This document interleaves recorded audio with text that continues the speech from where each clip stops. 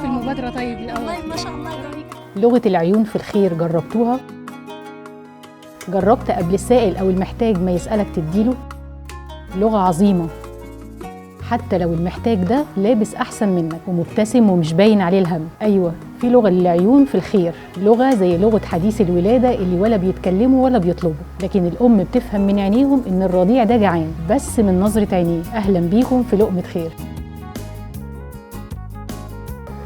صدقوني في ناس بس ترفع عينيها كده للسما ربنا يتقبل منهم وأمورهم تمشي. دي برضو لغة عيون بين العبد وربه. وفي ناس بتخرج من بيوتها الصبح مفيش في بيتها لقمة ولا في جيبها جنيه، وبترجع مجبورة الخاطر من شغلانة جاتله ولا على البال ولا على الخاطر، لأن الناس دي عشمها كبير قوي في ربنا. كنت أعرف راجل طيب كان بيقول أنا بتدلع في الدنيا بسبب إن يقيني إن ربنا بيحبني زي ما بحبه. عايزين السر أقول لكم عليه؟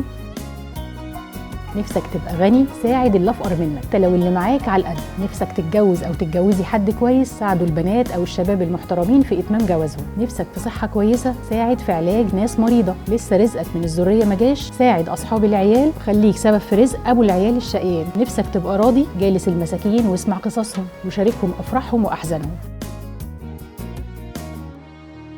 نفسك في أي شيء حققه لغيرك هيجيلك اللي أحسن منه، وصدقني لو مش عايز حاجة ربنا هيديك كل حاجة.